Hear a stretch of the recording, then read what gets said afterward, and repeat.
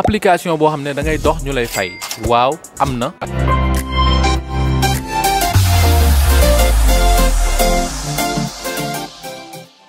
Salut les amis, est-ce que yéen a ngi ci jàmm man maa ngi sant yàlla bu baax a baax alhamdulilah bu fekkee c'est la première fois ngeen seetaan suñu vidéo fii ci Wolof Tuto ñu ngi leen di ñaan ngeen abonné wu activer cloche notification yi partage vidéo yi au maximum ak seeni xarit peut-être nag bu ñu waxee ne application bu ngay dox ñu lay fay ñu bëri dinañ yaakaar ne du dëgg mais bien sûr que c'est possible déjà naa leen woon ay preuve de retrait dañuy def ba wane nan la ñuy installer application bi wane étape yëpp donc ku ko bëgg a xam seetaanal vidéo bi balaa loolu nag dama lay wax nga abonné wu parce que ñiy seetaan vidéo yi te abonné wu ñu ñoo ëpp que ñi abonné wu donc s'il vous plaît abonné wu leen au maximum comme ça aussi ngeen bës pouce bleu bi ngeen like vidéo bi voilà mais avant ñu dem ci vidéo bi dama leen di présenter benn application bu tudd CoinEx CoinEx nag benn exchanger la boo xam ne daf may permettre may échanger samay crypto-monnaie di ko swapper di ko envoyer déjà def naa ci benn vidéo entière boo xam ne da lay présenter nan ngay utiliser CoinEx di ci envoyer di ci retirer di def même ba trading donc CoinEx da lay permettre aussi ngay def ay trading te application bu baax la c'est très bien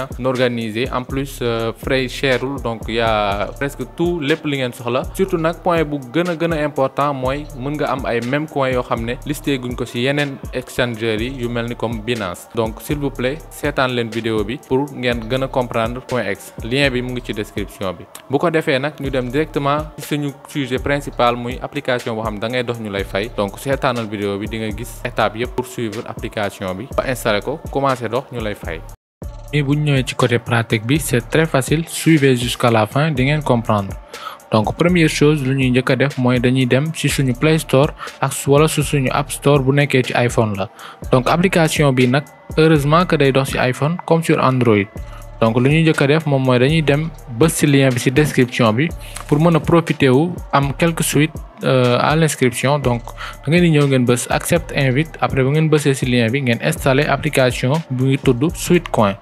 c'est très facile à utiliser nag parce que soxlawul ay yenn nga xam leen yu compliqué yi donc c'est très facile donc s'il vous plaît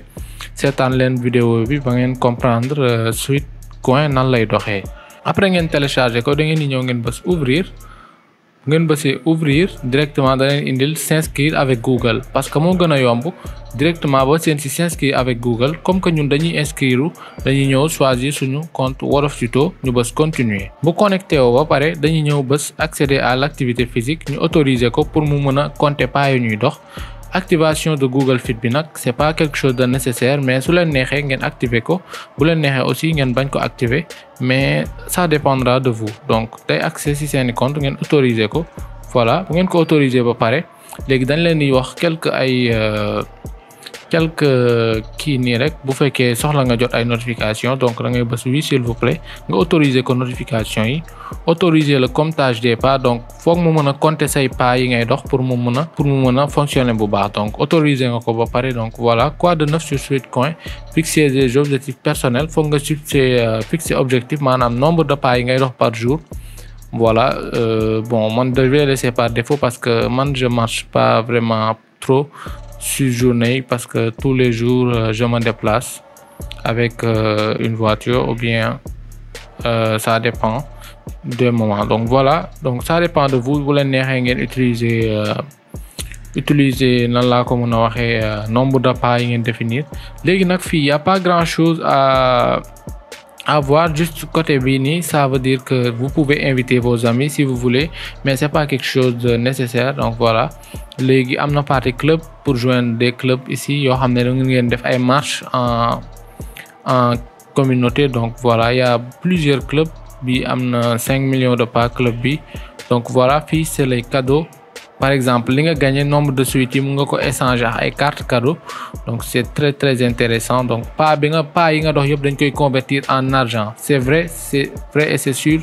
et y a aucun investissement à faire mooy jarul dara nga investir jusque da ngay commencer di dox ñu lay fay kooku wax nag mën na la bañ a gëm mais dox ñu lay fay duñ la fay xaalis bu excessif maanaam ay millions wala ay 100 000 donc xaalis bi nag du bëri je vous préviens donc avant tout mais l'essentiel c'est que ça marche en plus pour gagner xaalis ci internet bi ñu bëri gamuñu ko woon donc il faut vraiment que je monte ces genres de vidéos pour nit ñi xam ne gagner xaalis ci internet mën na nekk ce qu'il faut faire nag bu ñu commencer di dox ba gis ay nombre de pas yi donc déjà da ngay gis muy augmenter ngeen gis pas aujourd'hui et tout. Donc voilà, léegi nag après dañuy dem pour partie retrait bi ma won leen ko, mais damay connecter sama beneen compte bi comme ça ngeen mën a xool. Donc voilà, bu ngeen xoolee fii directement gis ngeen ni yor na 255 suites. Bon, c'est normal parce que dama ko installé woon bàyyi ko noonu, je prêtais même pas attention. Donc ce qu'il faut faire côté cadeau, si vous voulez mu ngeen ñëw échanger ko ak ay soit carte cadeau, donc participer au tirage bi nag tirage la, donc 10 suites mu nga ko utiliser pour participer au tirage, donc nga am ay cadeau, mais aussi mën nga bañ a am, donc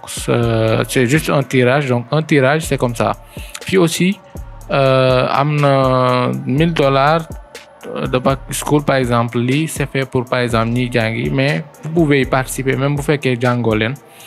Donc voilà, léegi nag instant bi j'ai fait 0 pas aujourd'hui parce que je viens juste de connecter le compte, j'avais même pas connecté ça.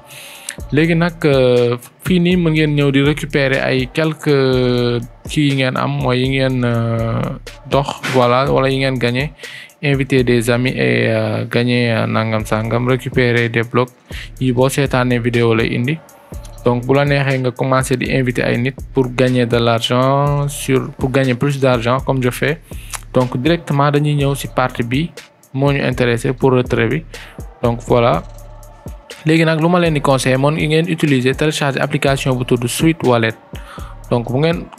utiliser application boobu di ngeen ko mën a retirer ak crypto-monnaie. Bu ngeen intéressé pour ma def ci vidéo wax leen ma ko ci commentaire yi. Lu ñuy defaat mooy soit ñu bës dépenser wala réclamer bonus. Donc voilà, dañuy dem ci côté boutique. Bu ñu demee ci boutique fii nii boutique nag foog ñu confirmer sélection du pays parce que ça dépend ci dëkk bi nga nekk. Donc voilà, lii partenaire ADS Trade commerce physical, yaakaar naa nag offre yi nii juste du leen intéressé parce que yii nii ay achat yoo xam ne dañ lay defal ay réduction ci yenn magasins yi, mais puisque ñun Sénégal nous n'avons pas l'habitude d'acheter en ligne, juste payer et se faire livrer, nous n'avons pas l'habitude de l'acheter. Donc sûrement si c'est ay côté lekk ak yooyu, oui. Léegi nag dañuy ñëw côté si Sweet Wallet bi. Donc voilà, boo installer Sweet Wallet nga configurer ko, lu nga gagné yëpp day ñëw fii. Donc voilà, c'est tout à fait normal. Instant bi solde bi affiché gul normalement, donc 27 la affiché alors qu'il y a plus que 27. Mais c'est normal que ça va s'afficher parce que ça fait très longtemps que j'ai pas utilisé l'application.